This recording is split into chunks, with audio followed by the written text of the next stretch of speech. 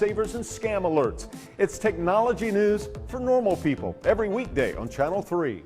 Okay, if you have kids at home, I know so many of you are making your plans already for Thanksgiving, looking ahead to the holidays, but there is another very important date for you to keep in mind, especially if you have students enrolled at any of our Hamilton County schools, and that is that Friday, November 20th is the deadline for you to make your plans for how you want to educate your children come the spring term. Brecken Duckworth is the director for Hamilton County Schools at Home, and she joins us this morning. Good to see you.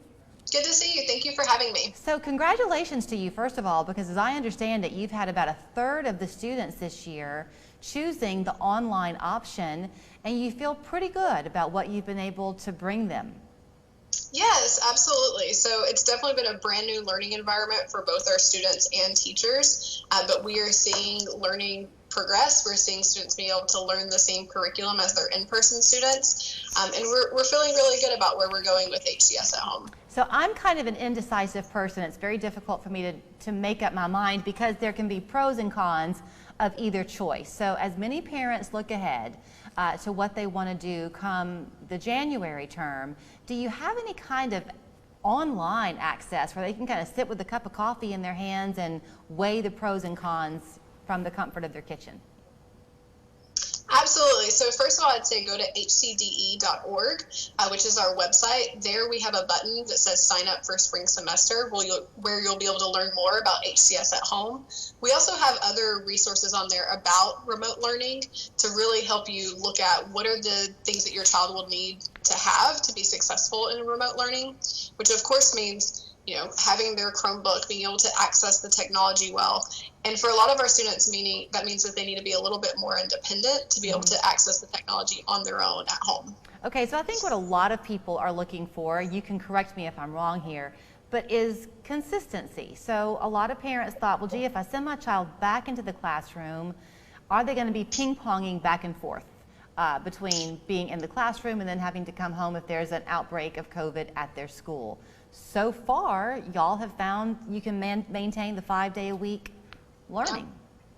Yeah, our team, I've been working on the at-home side, but our team working with our in-person students, our principals, our teachers have done a phenomenal job at making sure that our students have been able to stay in phase 3, which means that our students are going 5 days a week in person, but we don't know what's to come, depending on flu and how COVID goes over the next few weeks as into the next semester. It could be the case that those students who are choosing in person could end up only going in 2 days a week and being at home for remote learning 3 days. So HCS at Home is really the most consistent route where it will always be 5 days at home, no matter how COVID is looking over the next few months. Okay, but with the consistency of being in the same learning environment day in and day out that you're going to get by being at home, talk to parents a little bit, I guess, about what's going to be required of them. I'm sure it's a little bit dependent on the age of your child and what type of student he or she may be, but do parents need to have some time reserved in their day to assist their students? Absolutely. So great question. We do want students, in the same way that our students, when they're going into the building, they're able to learn independently and work on their own. However, there is going to be more of a commitment for the parents to make sure that students are set up on some type of schedule. They know when to join their peers online. They know how to access and get onto the computer.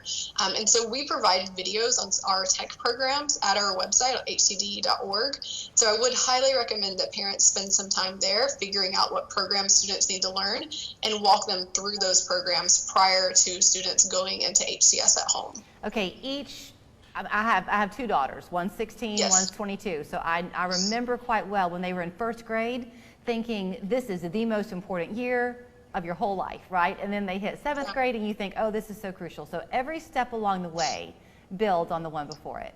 But for the high school students specifically, is there a challenge that you might point out? Because very often you benefit from classroom discussion. Does it happen that way when you're Zooming in and you're doing it online? That's a great question. So we have really tried to work with our teachers to incorporate the ability for our students that are at home to still interact with each other. So our most successful HCS at Home classrooms still have students joining breakout rooms to discuss, or maybe even our students who are at home are having the discussion on the computer with students who are learning in person.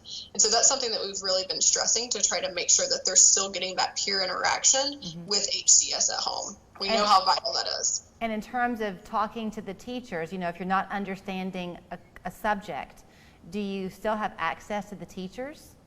Yes, so with HCS at home, you would still have your teachers that you would normally have if you attended school in person.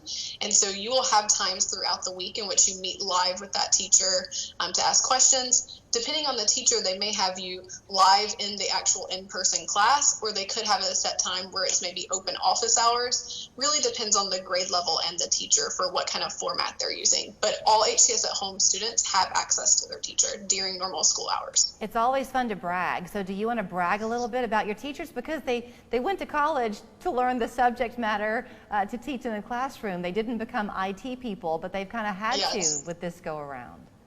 Absolutely. Our teachers have done phenomenal jobs at having to pivot and make changes. You're absolutely correct. They went to school and to college to learn about how to teach in-person students, how to build relationships. And this is really hard. We're trying to build strong relationships and learning practices with students we don't get to see in person. And our teachers have really risen to the occasion and are doing a great job with it. We're very proud of the work that they're doing because we know it is such an extra push this year. Okay, I told you that I'm an indecisive person, so let's pretend that somebody watching shares my flaw. If they sign up for online classes, and I know the deadline is the 20th, if they sign up for online classes and then come late January, they say, you know what, this is not working, I want to put you back in the classroom. Can they do that? We do ask that for signing up for HCS at home that it's a semester-long commitment. So signing up by November 20th, we are saying that you're committing from January through May. Okay. We understand, though, that there's a lot changing in the world right now, and there are some different situations that may come up. I mean, those are things that would have to be worked out with your individual school, depending on their enrollment. So some schools, if you sign up and then you come end of January, they realize if we let 3 more people in, we're no longer able to social distance. You may need to be staying at home till May. Okay, so how do they go about signing up? What's the way to do it?